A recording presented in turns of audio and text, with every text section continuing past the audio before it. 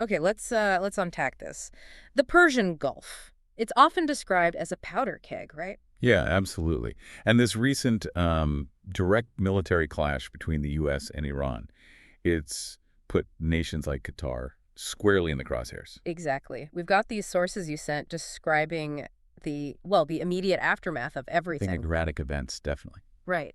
And our mission today is sort of to extract the most important nuggets, so you're really well informed about Qatar's incredibly delicate position here. It really is delicate. So the sources detail the U.S. launching targeted airstrikes. This was June 23rd, 2025, against Iranian nuclear and military sites. Yeah, following, weeks of that Iran-Israel conflict heating up. And the immediate fear, understandably, was Iran hitting back. Retaliation, specifically against U.S. assets in the region. And top of that list, potentially, was the Al Udeid Air Base in Qatar. Critical spot. And what's truly fascinating here, I think, is Qatar's position. It's uniquely delicate, but also pivotal. How? Well, if you look bigger picture, Qatar is, small, but incredibly wealthy, a peninsula nation.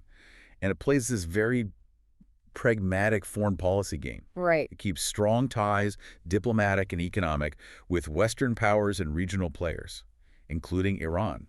So juggling opposing forces. Exactly. Navigating these complex, sometimes contradictory alliances. Right. It really makes you wonder, how does a nation balance that without, falling over? That's the paradox, isn't it? Because the material we have clearly shows Qatar as a crucial U.S. ally, strategically vital. Oh, undoubtedly. It hosts Al Udeid Air Base. That's the largest U.S. military base in the entire Middle East. It's a central hub for the Air Force, coalition operations. And C&T-COM's forward HQ is there. Right.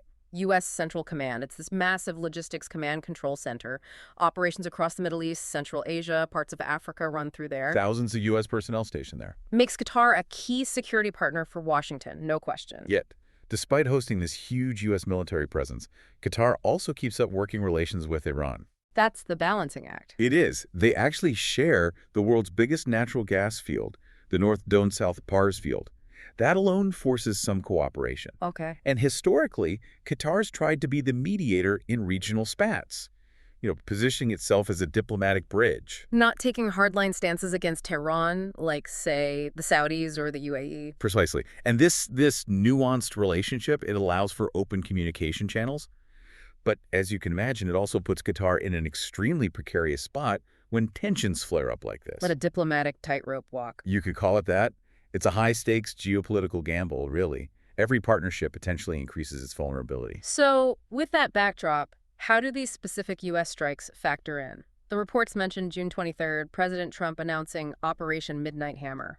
A series of precision airstrikes. Against Iranian nuclear and military sites. Targets included Fordow, Natanz, those nuclear facilities, and various IRGC bases, missile sites. IRGC being the Islamic Revolutionary Guard Corps. Correct. And the justification given by Trump was Iran's provocative and destabilizing behavior, their role in the Israel-Iran conflict escalation, and alleged direct threats to U.S. personnel.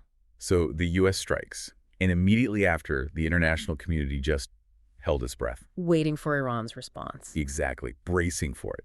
You had Supreme Leader Khamenei, IRGC Chief Salami, vowing, quote, crushing and painful responses. Strong words. Very. And warnings were issued. Proxies could act, or maybe direct missile strikes, potentially targeting U.S. bases in the region. Which brings us back to Qatar. Right.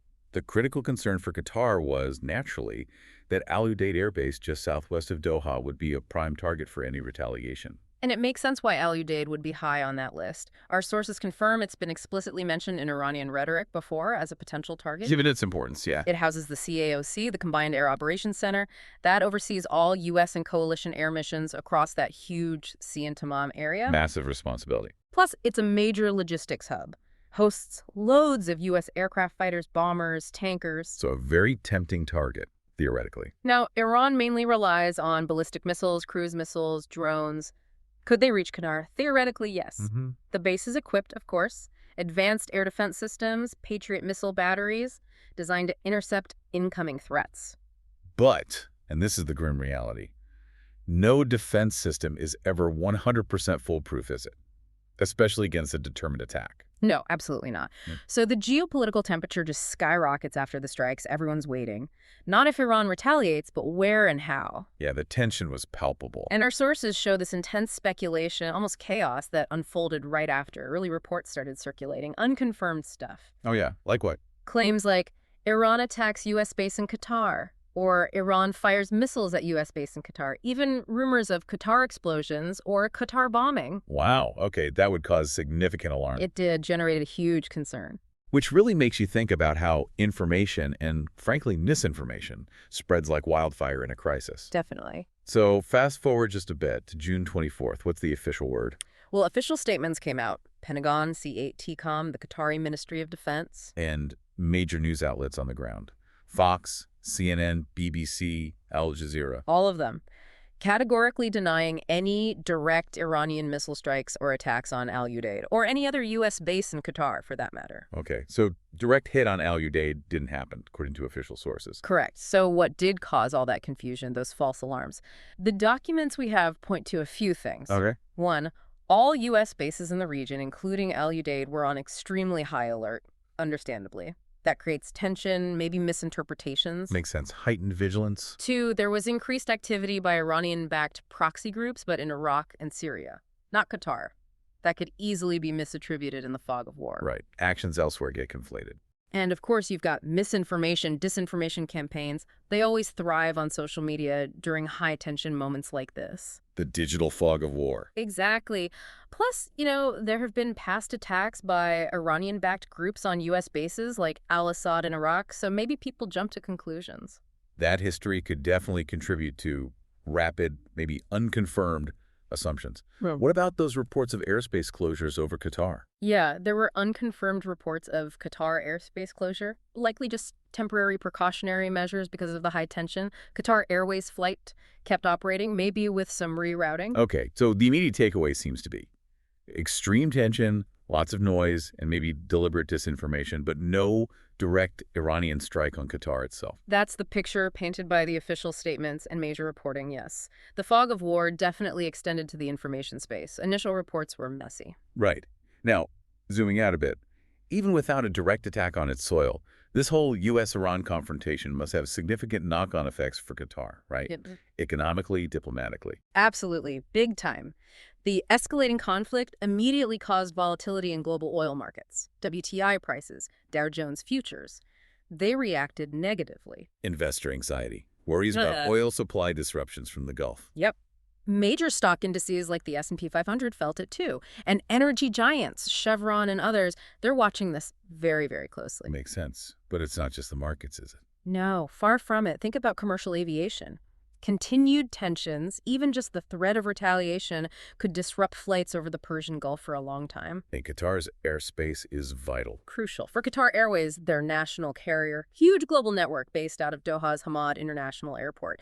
Any closures, any restrictions that severely impacts their operations, ripple effects worldwide. And diplomatically, this must really challenge their role as a mediator. That's a huge point. While Qatar always strives for neutrality, this direct U.S. military action forces their hand, doesn't it? It puts them in a really tough spot between a key security partner, the U.S., and a powerful neighbor, Iran. Their future relationship with Iran is suddenly under intense scrutiny. Exactly. And it brings up that key question you raised earlier, the long-term viability of this whole balancing act.